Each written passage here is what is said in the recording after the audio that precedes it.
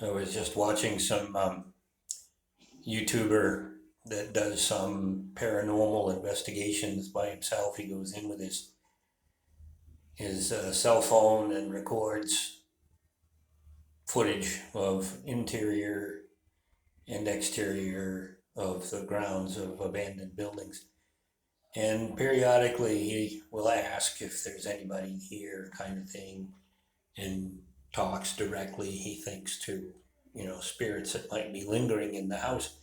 And I asked my wife, Eva, who is very, very devout Catholic, and she does believe in ghosts, so do I.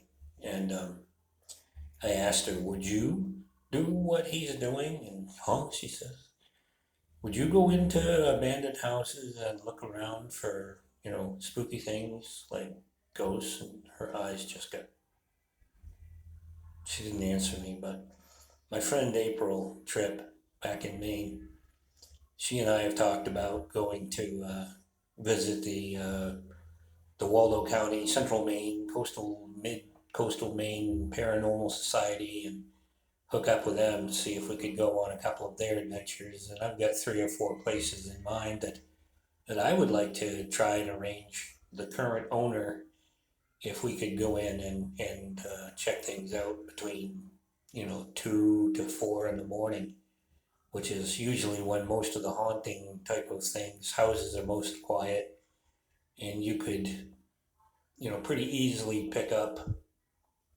noises, sounds, and if you have the right equipment, you can check out the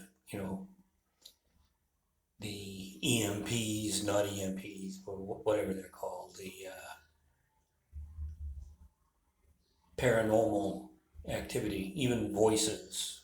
Um, these machines record on a radio frequency that apparently has some degree of success in recording some odd, random words that have been attributed by most of the people who use them as actual out of body persons.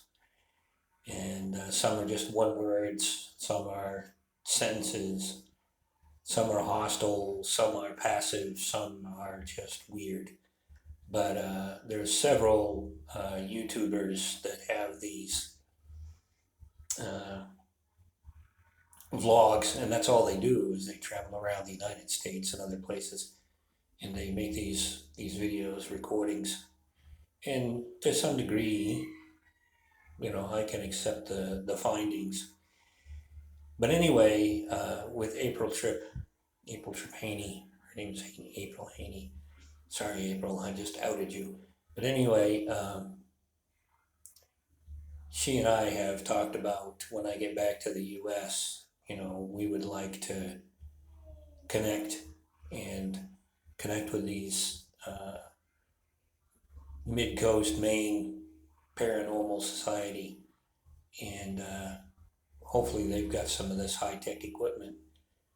But the Pierce home on the corner of the Black Road and Route 1 in Searsport, I have a very dear friend of mine who lived there for several years during his teens, high school years, and he remarked that he believed it was haunted. And there's a house that used to sit across from Hamilton Marine Seine Shop. That building, the Seine Shop, is now gone, but it was in the hollow. And a couple of families I knew that lived in that house said that a random piano would play late at night or early in the morning. So that place is allegedly haunted as well.